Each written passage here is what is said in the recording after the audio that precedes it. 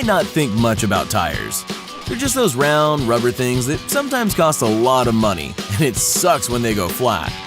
A lot of design and new technology goes into modern tires, but it wasn't always that way. There are some really strange tire designs that designers created that you won't believe.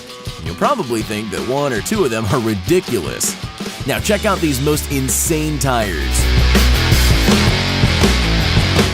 You would have probably had to be around during the 50s when this short-lived fad came out. Imagine not only being able to pick the color of your car, but also some illuminated colored tires. They were made of synthetic rubber and could be tinted in any color to match your ride. The interesting thing is that the Chicago Tribune and Life both covered the tires during the research and development phase. If you think about it by today's standards, these glowing tires were simply bizarre. Sure, they looked kinda cool, and they sure brought more attention to a beautiful big 50s American car. Goodyear decided to get into the game and threw on a set of glowing red tires on a white Dodge Polaris convertible and then drove it around downtown Miami. People were in awe, and traffic simply stopped to get a look at the car and its glowing red tires. But that was one of the main problems. Other motorists became entranced by the pretty colors and ran red lights or crashed into other cars. By the way, if you're curious about seeing what they look like, it's rumored that there are 2 custom hot rods with glowing tires in the Jerry Lewis film Cinderfella.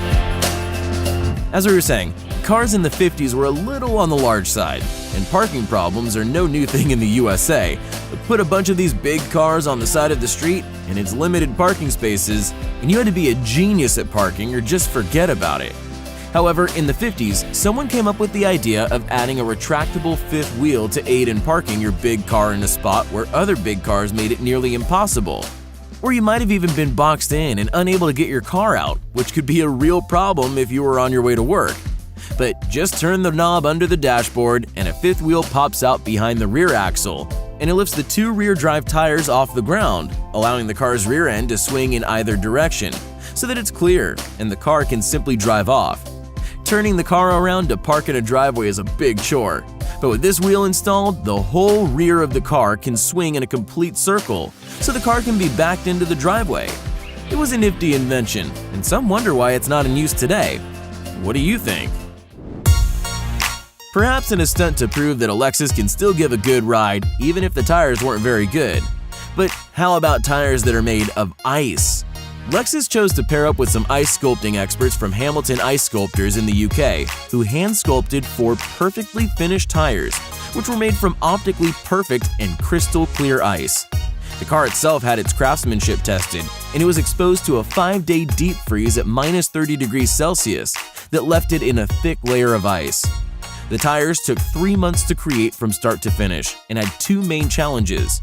One would be to recreate the Lexus 5 twin-spoke alloy wheel and its Yokohama winter tire with incredible precision, and the other was to make it strong enough to support the car. But those ice sculptors were able to pull it off with traditional ice sculpting methods and using advanced laser scanning and 3-dimensional computer-aided design. The end result of seeing this thing driving around on glowing blue ice tires is kind of fun. You probably couldn't put together a list of crazy tires without throwing in Mythbusters square wheels. If you sit around long enough, you'll likely come up with the most bizarre of ideas. The idea of square wheels is somewhat ridiculous, and it would seem that once they were made, you'd go nowhere, or it would be one heck of a bumpy ride. So the guys had some square things like wheels made that had a thick rubber lining. The idea was to see if the ride would smooth out if you went faster. Many viewers thought the truck wouldn't move at all, but it did, and it was one heck of a bumpy ride. The ride did smooth out just a bit as the truck accelerated, but one of those square wheels bites the dust, and Adam and Jamie almost lose control of the truck. They decide to do more testing and offset the wheels and tear the truck to pieces. Square wheels, it's not going to be a thing. From what was possibly the worst idea in a tire and wheel, we switch gears to something that is really cool. These tires and wheels are completely reconfigurable and can change from a conventional round rotating tire and wheel to a triangular track in just 2 seconds while you were driving. The system was created by DARPA and Carnegie Mellon University's National Robotics Engineering Center. These really high-tech shape-shifting tires and wheels will allow the vehicle they are on to traverse almost any kind of terrain, and the tracks would work excellent in sand, mud, or snow by increasing the vehicle's surface contact and traction. There seems to be no shortage of ideas when it comes to tires. The Hankook Tire Company recently displayed 2 concept tires and wheels, the Hexonic and Aeroflow concept tires and wheels. The Hexonic is made for self-driving cars and is focused primarily on ride comfort for passengers, and its tread is broken up into a series of hexagonal modules that appear to split apart and create channels for water, and each one also has a Y-shape in the middle that extends from the smooth surface to add more grip. It's almost like another transforming tire. This tire has no less than 7 sensors built into it, relaying and analyzing things like grip, temperature, and the road surface.